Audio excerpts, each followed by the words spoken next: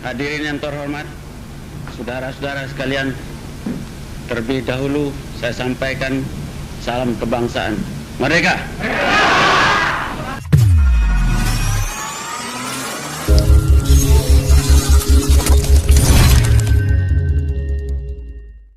Pada tanggal 1 Desember 1956, Bung Hatta mundur dari jabatannya sebagai wakil presiden. Setelah mundur dan menjadi warga negara biasa, rumah Bung Hatta sering didatangi banyak tokoh. Tapi pemerintah juga mengirim mata-mata ke rumah Bung Hatta.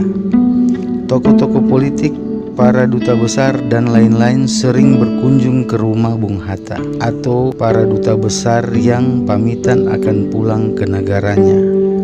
Pada tahun 60-an, rumah Bung Hatta dipasangi orang-orang untuk melihat tokoh-tokoh siapa saja yang berkunjung di situ. Dan tokoh-tokoh ini dipanggil untuk tidak mengunjungi Bung Hatta dari penuturan anaknya, Halidah Hatta. Soekarno melarang Bung Hatta untuk bepergian ke luar negeri atau sekedar mengajar di kampus, dan Bung Hatta seperti menjadi tahanan kota. Cerita ini tak ada di pelajaran-pelajaran sejarah yang diajarkan di sekolah. Kisah Soekarno-Hatta tidak melulu pada kenegarawanan dan persahabatan, tapi ada juga pertengkaran, pemikiran akibat dari ideologi dan pilihan-pilihan politik. Soekarno dan Hatta adalah tokoh besar dan dua-duanya berkawan sejak tahun 20-an dalam banyak hal. Dan sebagai pemimpin pergerakan, mereka berinteraksi saat Hatta masih mahasiswa di negeri Belanda. Juli 1927 PNI didirikan Bung Karno saat Hatta masih sekolah di Belanda. Keinginan Bung Hatta setelah kembali ke Indonesia, ia ingin masuk PNI. 2 tahun kemudian Soekarno ditangkap Belanda karena garis politiknya, dan PNI mau dibubarkan, tapi Hatta protes. Masa karena pemimpinnya ditangkap PNI mau dibubarkan, katanya. Garis politik Soekarno dan Hatta sama, yaitu non-kooperatif. Kemerdekaan harus direbut dengan kekuatan sendiri dan menolak kerjasama dengan Belanda. Tahun 1928, Bung Hatta pernah diadili di Belanda karena dituduh menghasut dan diancam hukuman 3 tahun penjara. Pidato pembelaannya yang berjudul Indonesia Merdeka membebaskannya dan tidak jadi ditahan. Bung Karno di Batavia menggalang dana dan dukungan saat itu agar Bung Hatta dan teman-temannya di negeri Belanda agar dibebaskan. Padahal saat itu Bung Karno dan Bung Hatta belum pernah bertemu langsung. Soekarno juga ditahan di penjara Sukamiskin, Bandung. Pledoinya yang terkenal Indonesia Menggugat, tapi hakim tetap menghukum Soekarno 4 tahun penjara dan dijalani setengahnya. Hatta pada saat itu melalui artikel-artikelnya membela Soekarno dan PNI dari teror dan intimidasi polisi-polisi Belanda. Namun kadang juga Bung Hatta kerap mengkritik PNI. Dalam kritiknya pada PNI, tidak cukup manakala rakyat menjadi Soekarnois saja, kata Hatta di tanggal 1 Februari 1929. Menurut Hatta, PNI harus menjadi partai leader melalui program pendidikan dan bukan hanya mengandalkan militansi serta pesona Bung Karno. Kritik-kritik ini memperlebar jurang antara nasionalis di Indonesia dan para intelektual yang sekolah di negeri Belanda. Bung Karno belakangan berkata bahwa Hatta sering menonjolkan keilmuannya terlalu teoritis dan berkiblat ke barat. Latar belakang pendidikan Bung Hatta yaitu ekonomi dari Sekolah Tinggi Ekonomi di Rotterdam, Belanda. Sedangkan Bung Karno adalah insinyur yang sekolahnya sekarang jadi ITB, dan Bung Karno saat itu belum pernah ke luar negeri. Makanya mereka mempunyai perspektif yang berbeda. Namun semua perbedaan itu dilupakan demi kepentingan yang lebih besar, yaitu kemerdekaan Indonesia. Sampai akhirnya tiba pada saat proklamasi kemerdekaan dibaca pada tanggal 17 Agustus 1945 oleh Soekarno atas nama bangsa Indonesia, Soekarno-Hatta. Saat menjadi wakil presiden tanggal 18 Agustus 1945, Bung Hatta masih bujang.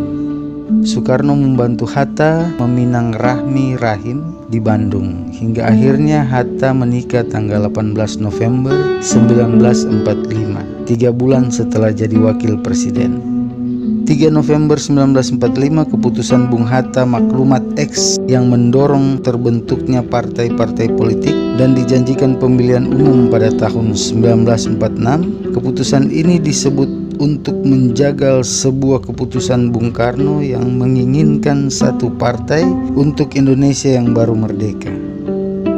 Hatta menjagal keputusan itu dengan maklumat setiap perkumpulan orang boleh mendirikan partai politik dengan alasan kebebasan demokrasi, dan menyalir ada bisikan-bisikan ide dari Syahrir. Bung Hatta yang anti komunis dan anti fasisme sangat khawatir dengan gagasan partai tunggal. Namun pada akhirnya multipartai menjadi bumerang bagi Hatta karena pemerintahan berubah dari presidensial ke parlementer dengan munculnya Perdana Menteri pertama Sultan Syahrir. Di satu sisi multipartai tidak membuat Soekarno setuju, tapi di sisi lain Hatta memperlihatkan pada dunia internasional bahwa Indonesia adalah negara yang demokratis. Setelah pengakuan kedaulatan Indonesia pada tahun 1949, UUD 45 diganti UUD RIS dan UUDS 1950 yang mengubah sistem presidensil ke sistem parlementer, yaitu presiden dan wakil hanya simbol negara, sedangkan pemerintahan dijalankan oleh Perdana Menteri. Kabinet dibentuk oleh koalisi-koalisi partai dan Bung Hatta akhirnya nggak happy dalam sistem parlementer itu karena presiden dan wakil hanya menjadi simbol-simbol negara. Antara tahun 1950 sampai 1955, Bung Hatta yang memiliki konsep-konsep pembangunan ekonomi tidak bisa berbuat apa-apa karena kebijakan ada di tangan elit-elit parpol yang sedang terlibat konflik politik. Menurut Bung Hatta, revolusi sudah selesai dan saatnya melakukan pembangunan. Menurutnya yang efektif adalah sistem presidensil yang memerlukan kestabilan sebagai negara baru untuk membangun. Itu tidak bisa dilakukan dengan kabinet yang jatuh bangun dan perdana menterinya yang berganti-ganti. Banyak sebenarnya perbaikan yang bisa Bung Hatta lakukan, tapi sulit karena sistemnya pada saat itu.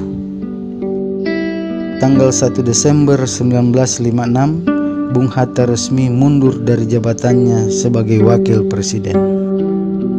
5 bulan sebelum resmi Bung Hatta mengundurkan diri.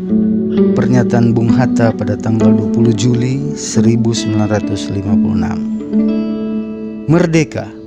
Bersama ini saya beritahukan dengan hormat bahwa sekarang setelah DPR yang dipilih rakyat mulai bekerja dan konstituante sudah tersusun, sudah tiba waktunya bagi saya untuk mengundurkan diri sebagai wakil presiden.